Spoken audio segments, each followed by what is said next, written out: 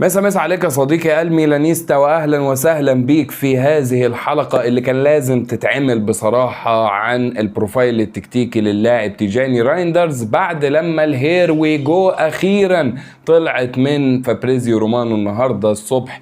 اخيرا شفنا الهير وي جو، واخيرا الصفقة دي تمت بعد مشاكل كتير ولكن انتهت، واللاعب رسميا هو لاعبا لنادي الميلان.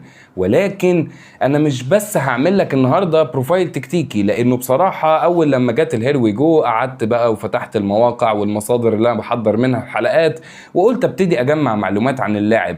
ولكن في الحقيقه اكتشفت حاجه كانت صادمه جدا، وكانت مخلياني بصراحه مش قادر ان انا استوعب اللي انا شفته. انا فكرت ان وانا بعمل البروفايل التكتيكي للاعب ده قلت اعمل مقارنة بينه وبين تونالي، وكانت النتيجة صادمة جدا. وانا عايز اقول حاجة، انه بصراحة الموضوع هيعمل اثارة جدل كبيرة جدا، وهيعمل بصراحة يعني خلافات كده ما بينكم. انا عارف كويس قوي بعد الحلقة دي الكومنتات هتبقى عاملة ازاي، وانا بصراحة راجل يعني بصراحة يعني انا بحب اثارة الجدل جدا في الحقيقة، وكفانا خوفا من المجتمع، لان اللي هيتقال في الحلقة دي ممكن يبقى مختلف عن كتير اراء الناس بتقولها بعد رحيل تونالي. مقدمة حماسية جدا يا معلم، والحلقة فيها كلام كتير قوي عايزة منك تركيز ودماغ عالية. فبقول لك ايه، انا عايز الحلقة دي تبقى ترند على اليوتيوب. ما تسألنيش ازاي، انا ما اعرفش، بس لايكات كتير قوي، 1000 لايك، يعني كتر لايكات على قد ما تقدر. لايكات 1000 لايك يا معلم. اشترك في القناة لو مش مشترك، شير على قد ما تقدر. الحلقة دي عايزها توصل لأكبر عدد ممكن من الميلانيستا اللي موجودين في الوطن العربي. ويلا بينا نبدأ حلقتنا. تيجاني رايندرز هو لاعب هولندي عنده 25 سنة، بعد اسبوعين بالظبط هيكمل 25 سنة. لاعب طوله 185 سنتي، لعيب بيلعب برضه في 7 مراكز، ولكن بصراحة في 4 مراكز هنهملهم خالص ومش هنركز معاهم، وهو لاعب وينج باك يمين، وينج باك شمال، ولاعب جناح يمين، ولاعب جناح شمال. سيبنا من المراكز دي، مش هنركز عليهم في احصائياتنا النهاردة، لان تركيزنا الكامل هيكون على وسط الملعب. لان تيجاني رايندرز تقريبا هو لف على كل حاجه في نص الملعب. لاعب ديفندر، لاعب بوكس تو بوكس وده المركز الرئيسي بتاعه كبوكس تو بوكس، ولاعب كمان صانع العاب. واحصائياته هتفاجئك جدا. وخلينا نبدا باحصائيات رايندرز ككل، واقول لك ان هو طول مسيرته لعب كلاعب سنتر ميدفيلد او لاعب بوكس تو بوكس 144 مباراه، قدر من خلالهم ان هو يسجل 19 هدف وصنع 20 هدف. لعب ديفنسيف ميدفيلد 29 مباراة، سجل 4 وصنع 5. حلو قوي ان هو ساهم في 9 اهداف رغم انه بيلعب ديفندر يا معلم. كصانع لعب بقى دي اللي غريبة قوي بالنسبة لي، ان هو بيلعب صانع لعب صنع 2 هدفين وسجل 3 اهداف بس. ودي حاجة كانت غريبة جدا بالنسبة لي في الإحصائيات لما بصيت على إحصائياته ككل، وده خلى عندي فضول إني عايز أشوف إحصائيات اللاعب ده في آخر 3 سنين إيه مراحل التدرج اللي هو مر بيها. ولقيت إن في موسم 2020-2021 كان تقريبا الموسم ده هو لسه برضه بيتم اختباره في أكتر من مركز، وعشان كده في بعض المباريات لاعب ليفت وينج، لاعب رايت وينج، لاعب بقى ديفندر. 3 مباريات سجل 2 هدفين وصنع هدف. انا مش قادر افهم بصراحة هو رايندرز لما بيلعب ديفندر ازاي بيكون فعال في الناحية الهجومية قوي كده، ولكنه لما لعب صانع لعب لعبها 7 مرات لا سجل ولا صنع، ولما لعب بوكس تو بوكس لعبها 17 مرة لا سجل ولا صنع. وندخل على الموسم اللي بعده، موسم 21-22، واللي لعب كسنتر ميدفيلد لعب 23 مباراة، قدر ان هو يسجل 3 اهداف ولم يصنع اي هدف. كدفندر لعب 10 مباريات، سجل هدف وصنع هدف، وكصانع لعب 8 مباريات سجل من خلالهم هدفين. اما الموسم اللي فات موسم 22-23 هنا خلاص مركزه بقى ثابت وواضح، لانه لعب 53 مباراة كسنتر ميدفيلد او كلاعب بوكس تو بوكس، لعب 8 او لو مركز 8 يعني 53 مباراة، سجل 7 اهداف وصنع 12 هدف، ولعب كدفندر مباراة واحدة بس. واحصائياته في الموسم اللي فات بصراحة فتحت عندي فضول اكبر لاني اشوف طب هو تونالي الموسم اللي فات قدر ان هو يساهم في الاهداف بشكل عامل ازاي؟ وهنا كانت بالنسبة لي مفاجأة كبيرة. رايندرز في 54 مباراة لعبهم الموسم اللي فات سجل 7 اهداف، بينما تونالي في 47 مباراة سجل هدفين فقط. رايندرز في 54 مباراة قدر ان هو يصنع 12 هدف، تونالي في 47 مباراة صنع 10 أهداف فقط. وعايز أقول لك إنه دي هي مجرد بداية المقارنة ما بين تونالي وما بين رايندرز، لأنه أهم سؤال الناس بتسأله بعد رحيل تونالي، هل تيجاني رايندرز هيكون هو اللي يقدر يعوضنا عن رحيل تونالي؟ هل هو اللاعب المناسب اللي يشيل نص ملعب الميلان بعد رحيل تونالي؟ فحسيت بصراحة ان المقارنة في الاهداف فقط والمساهمات فقط هي مقارنة ظالمة جدا، وحبيت اني اتعمق اكتر في الاحصائيات والمقارنات ما بينهم، وهنا اتصدمت حرفيا. كل الاحصائيات اللي قلتها لك لغايه دلوقتي هي من موقع ترانسفير ماركت، تقدر تتاكد منها. ادخل على الموقع وافتح صفحه تيجاني رايندرز وافتح صفحه ساندرو تونالي وتاكد من كل اللي انا قلته لك. ولكن الاحصائيات اللي جايه دي هي من موقع اف بي ريف. انا بصراحه فتحت اف بي ريف وفتحت صفحه رايندرز وفتحت صفحه تونالي وطلعت لك الاحصائيات اللي انت شايفها دلوقتي على الشاشه. ما اعتقدش ان محتاج اشرح او اوضح اكتر من كده، واضح قوي الافضليه موجوده عند مين. وبرضو ارجع واقول لك ادخل على اف بي ريف واتاكد، علشان ما تبقاش فاكر انه انا بضحك عليك او ان انا عايز ابيع لك فكره معينه.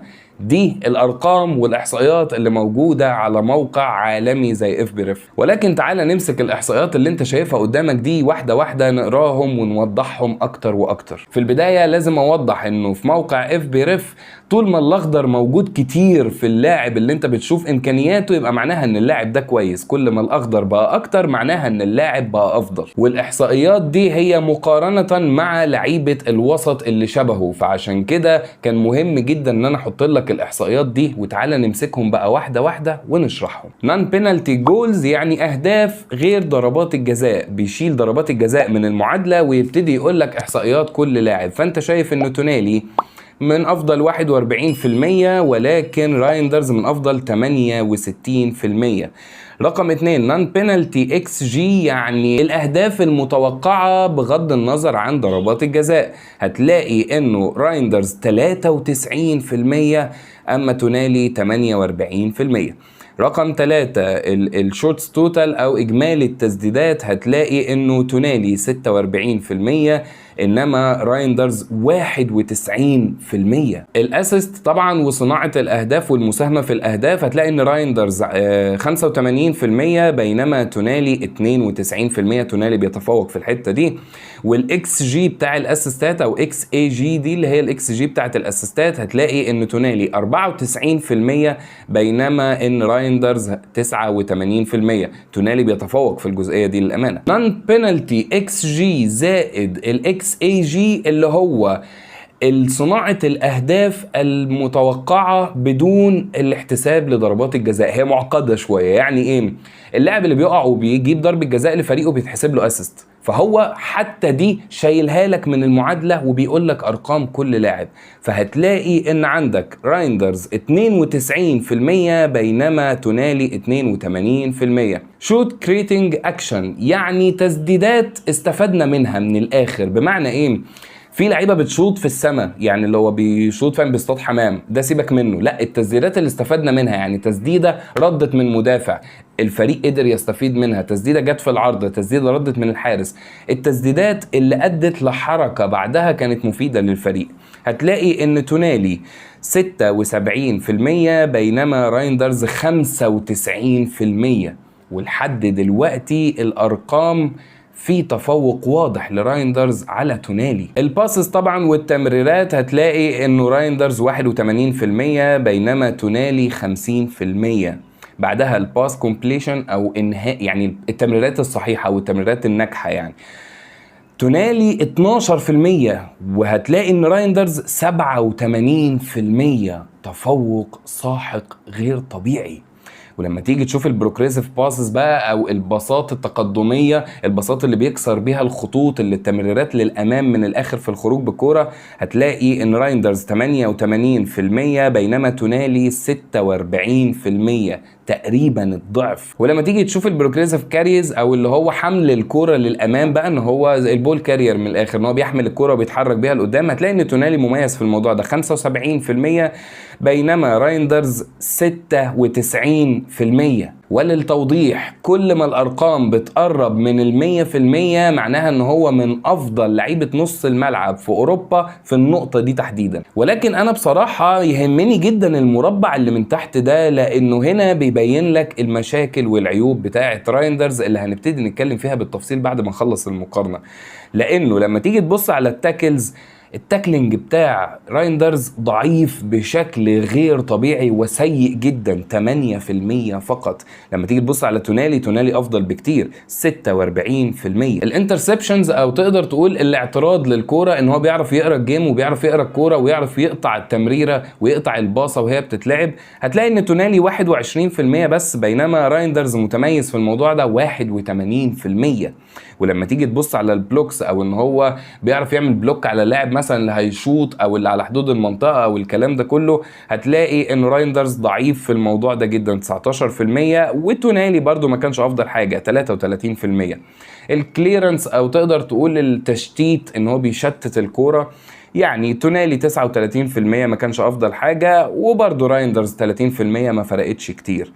واخر حاجه بقى الايريالز 1، او تقدر تقول الفوز بالصراعات الهوائيه. يعني رايندرز رغم ان طوله كويس 185 سم، ولكنه سيء في الموضوع ده 17%، زيه زي تونالي 18%. ودي كانت الصدمة الكبيرة بالنسبة لي لما فكرت وانا بحضر الحلقة دي ان اعمل مقارنة ما بين رايندرز وما بين تونالي، انه لما ببص على اجمالي المميزات للاتنين لعيبة بلاقي ان رايندرز متفوق بشكل واضح وملحوظ وفج، ولما ببص على عيوب الاتنين لعيبة بلاقيهم تقريبا شبه بعض. وانا عارف وفاهم كويس قوي ان انت كميلانيستا يهمك جدا انك تعرف احنا هنعوض تونالي ولا لأ، ولحد دلوقتي في الحلقة احب اقولك ان احنا مش بس بنعوض تونالي، لا تقريبا احنا جايبين لاعب احسن من تونالي كمان. ولكن للتوضيح برضو لازم ان الواحد يقول ان الاحصائيات والارقام وكل اللي احنا اتكلمنا فيه ده هو مجرد بس بيدينا انطباعات عن اللاعب بيبقى عامل ازاي على مدار الموسم وارقامه ماشية ازاي على مدار الموسم. ولكن علشان تعرف اللاعب اكتر واكتر محتاج تتفرج عليه علشان تعرف كل امكانياته. وده بقى اللي انا عملته، اني كمان اتفرجت على اللاعب وطلعت لك بشوية مميزات وشوية عيوب مهم جدا ان انا اعرضهم لك. والجزء الجاي بصراحة في بعض الاحصائيات جايبها من هو سكورد. يا باشا عامل لك شغل كبير قوي، يعني جايب لك من اف بي ريف وجايب لك من ترانسفير ماركت وجايب لك من هو سكورد، وانت لسه ما عملتش لايك. والله عيب، والله عيب. انت كده مش ميلانيستا. لو لم تضغط اللايك حالا اعرف ان ماروتا هو اللي منعك او أليجري. دوس لايك، كومنت، شير، سبسكرايب القناه وانت مش مشترك، وتعالى بقى اكلمك عن مميزات وعيوب تيجاني رايندرز. بص يا معلم، انا عايزك تبقى نفسك طويل كده وعندك سعة صدر، عشان احنا في المميزات هنطول كتير قوي. رقم 1، الولد ده ممتاز ومبدع في الكي باسز. الكي باسز دي او التمريرات المفتاحية دي يعني ايه؟ دي التمريرة اللي بتبقى قبل الاسيست على طول. يعني الاسيست هي التمريرة اللي بعدها الكرة بتدخل هدف، لا التمريرة اللي قبل الاسيست دي هي دي الكي باس. هو بيعرف يوصل اللعيبة انها تكون في مراكز او في مناطق خطر في دفاع الخصم، فاللاعب ده بيبقى قدامه حاجه من اتنين، يا بيسجلها يا اما بيأسست اللاعب تاني. الكي باسز دي والتمريرات المفتاحيه دي نقطه مهمه قوي انها تكون موجوده في لعيبه نص الملعب. الواد دريبلر هايل بصراحه، وبيعرف ان هو يرقص وحريف. انا اكلمك بصراحه الواد حريف، والستايل بتاعه في اللعب انت تحس شويه ان هو ستايل مهاجم مش ستايل لاعب نص ملعب. لا الواد حريف. جودة الباصات بتاعته في منتهى الجمال اللي في الدنيا، لانه هو بصراحة عنده تكنيك كده في الباص عالي قوي، الى جانب ان هو بص من الاخر انا بحس ان الواد ده في الاسيستات والباصات بتاعته هو بيوديك قدام المرمى وانت وذوقك. يعني اللي هو ايه، انا يا باشا عملت اللي عليا، انا لعبت لك التمريرة الصح بالقوة السليمة اللي انت تعرف تستلمها بالارتفاع السليم بكل حاجة انت كمهاجم محتاجها. دورك بقى انك تخلص في المرمى. فنان في انه يعرف يكسر الخطوط، بصراحة من احسن اللعيبة اللي شفتها بتلعب تمريرات لقدام بتكسر بيها خطوط كتير للخصم، وتحديدا تحت الضغط. ودي نقطة بقى بصراحة بالنسبة لي كانت محورية في لاعب نص الملعب اللي هيجي للميلان. يا معلم انت بتعرف تلعب تحت ضغط ولا لا؟ لما بيتضغط علينا ضغط عالي وضغط شرس انت بتعرف تتعامل ولا لا؟ وبصراحة رايندرز فنان في فكرة ان هو يتعامل مع الضغط العالي، وفنان في انه يعرف يخرج بالكورة، ومبدع وعنده حلول كتير. الحمد لله واخيرا بقى عندنا اللاعب ده بيعرف يخرج بالكورة. وفي نقطة مهمة احنا شرحناها واتكلمنا فيها قبل كده في اكتر من بروفايل تكتيكي، دلوقتي الموضوع اتصلح. عايزك تبص على الصورة اللي قدامك كده وتبص على رايندرز الوقفة بتاعته عاملة ازاي.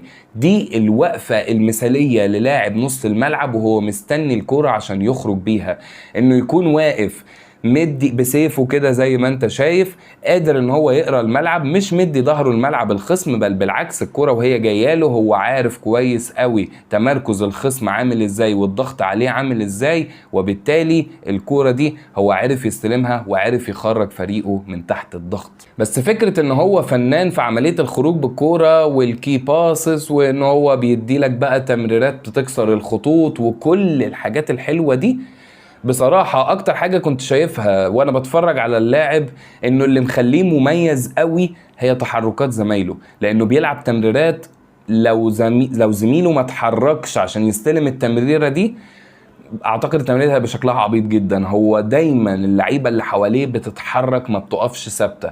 وهنا رسالة مهمة جدا للأخ العزيز الجميل ستيفانو بيولي، أرجوك فكرة ان يبقى في 10 خشبات واحنا بنبني الهجمة دي ما ينفعش. فكرة ان الخط الهجومي كل واحد واقف مكانه في حضن المدافعين مستني الكرة تجيله، ده ما ينفعش. لازم يكون في تحرك بدون كورة عالي جدا، والواد ده ما تقلقش من اي حاجة، انت بس اتحرك يا معلم في الخط الهجومي وتحرك بدون كورة، وهو بدوره هيوصلها لك، وبعد ما يوصلها لك زي ما قلت لك انت وذوقك بقى. وطبعا اللي مساعده في كل ده هي الفيجن والرؤية العالية. يا معلم طول ما في تحركات في الخط الهجومي هو بيعرف يلقطها. هو اولا دايما بيعمل سكان سواء الكرة معاه او مش معاه، وخصوصا والكرة مش معاه، فعشان كده هو بيبقى قاري الجيم عامل ازاي، وبيبقى عارف يقرا تحركات زمايله، فقراره دايما هتلاقيه سريع، بيعرف ان هو يوصل الكورة بدقة عالية، عنده رؤية ذكية جدا. انت محتاج ايه احلى من كده؟ وعلى سيرة قراية الجيم فحب اقول لك نقطة مهمة قوي، انه ذكي جدا في انه يعرف يقرا الجيم من الخصم.